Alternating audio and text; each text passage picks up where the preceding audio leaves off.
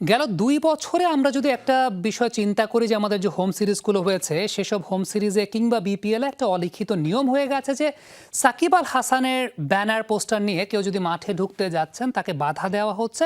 Bangladesh New Zealand প্রথম টি-20তেও একই ধরনের চিত্র দেখা গেছে।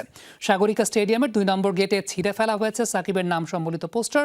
যদিও এরকম ঘটনার পর বরাবরের মতোই দুঃখ প্রকাশ করেছেন বিসিবির সিকিউরিটি প্রধান। তিনি বলেছেন, এবার সাকিবের পোস্টার নিয়ে মাঠে ঢুকতে কোনো বিধিনিষেধ নেই। যেই কর্মকর্তা এই ঘটনা ঘটিয়েছেন তদন্ত করে তার বিরুদ্ধে ব্যবস্থা নেওয়া হবে।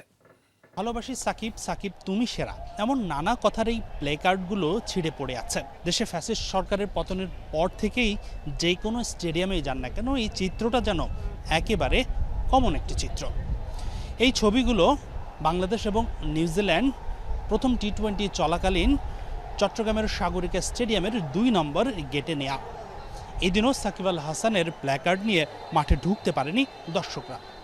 অথচ ক্রিকেট বোর্ড থেকে সব সময় বলা হয় এই ধরনের কোনো দিক নির্দেশনা দেয়া নেই সিকিউরিটি টিমের কাছে, কিন্তু সিকিউরিটি সদস্যরা সব সময় প্ল্যাকার্ড ছিঁড়ে দেওয়ার পর গণমাধ্যমকে জানিয়ে থাকেন উপরওয়ালার নির্দেশেই এই কাজ করেছেন তারা। কিন্তু সেই উপরওয়ালাটা কে সেটা জানতে বিসিবির সাথে যোগাযোগ করা হয় এবং বিসিবির উচ্চ পর্যায় থেকে গণমাধ্যমের মুখোমুখি করা হয় সিকিউরিটি হেডকে।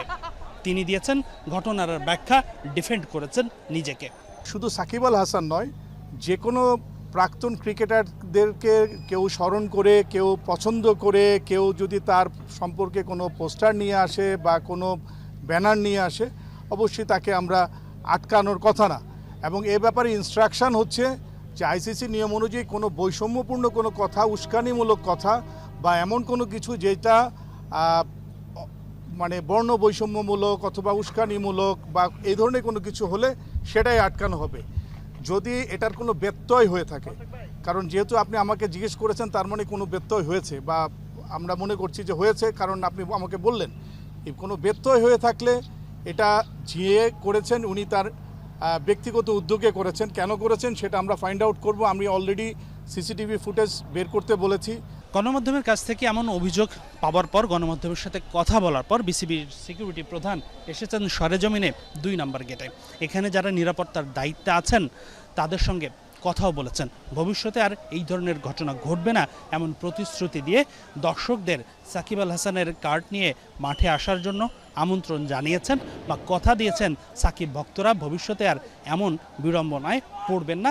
দিয়েছেন ছোট্ট একটা গাইডলাইনও। হাসিনুর রহমান, যমুনা স্পোর্টস, চট্টগ্রাম।